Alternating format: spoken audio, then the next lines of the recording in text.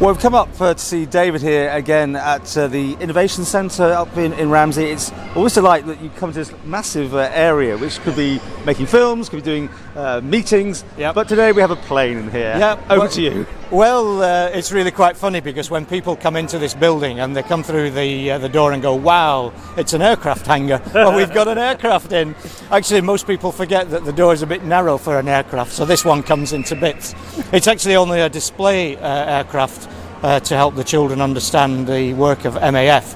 But the fuselage particularly worked in Papua New Guinea when it was in its service life, and that's not very far from where our plane, that's the Kodiak aircraft that AFD donated to MAF in 2009, is serving. So it's 10 years now? It's 10 years, it's the 10th anniversary, that's why we're here. Got it. And we're celebrating the fact that our aircraft has probably flown more flight hours than any other Kodiak in the world. It's carried tens of thousands of people, hundreds of tons of freight into places where you just can't go down to the supermarket because it takes 3 weeks going through thick jungle and down rivers and rapids. These villages, aviation is not a luxury, it's so important to them. And it's the everydays of life, but more importantly, when maybe there's a medical emergency, maybe a lady in labour has a complication. What do you do when it's 3 weeks through the jungle to get to help?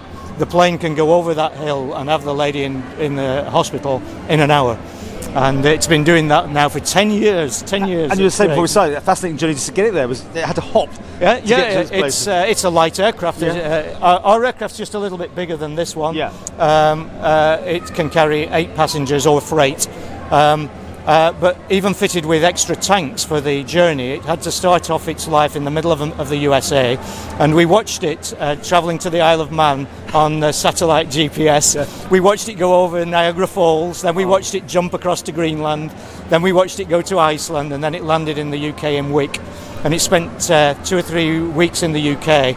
It came to the Isle of Man on the 17th of October 2008, and we had an open day like this, but at Andreas Airfield.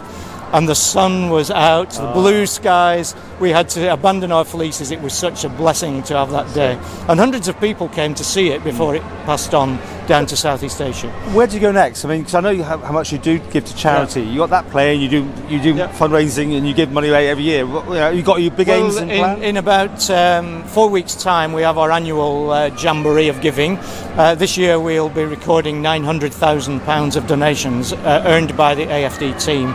And every member of staff will have nominated a charity that is important to them, and we as a company will give money away to that charity. Many of them on the Isle of Man, some of them in the UK, some of them further afield, as in this case. And some of this changing people's lives?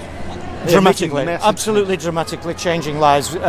You can spend money in some parts of the world very effectively. Simple things can be absolutely transformational, and MAF are both important as a transport network, but they, particularly in some dangerous parts of the world like Sudan, they are the way by which other agencies can put people on the ground, knowing that in crisis they can get them out again. So if the political situation deteriorates or becomes seriously unstable and there's a threat, medics, educators, agroeconomists can be removed from the crisis area very quickly using the MAF fleet.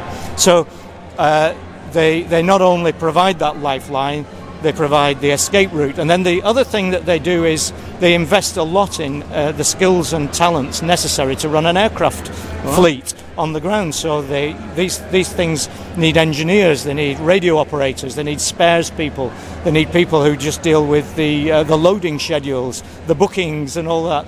And MAF invest in those communities and give those transferable skills to the populations that they're serving. So it's not just what do they call it, white saviours coming out to get the photo taken in a remote place to feel good. These guys do powerful good and invest as well.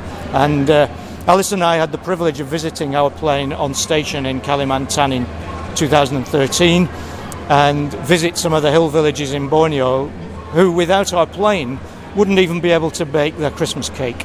And you know, we were carrying sugar. We carried their Christmas meal meat. It was funny because it was a pig and it was in a bag. It was being transported for somebody's Christmas banquet. Oh. So I know that pigs can fly because I saw it.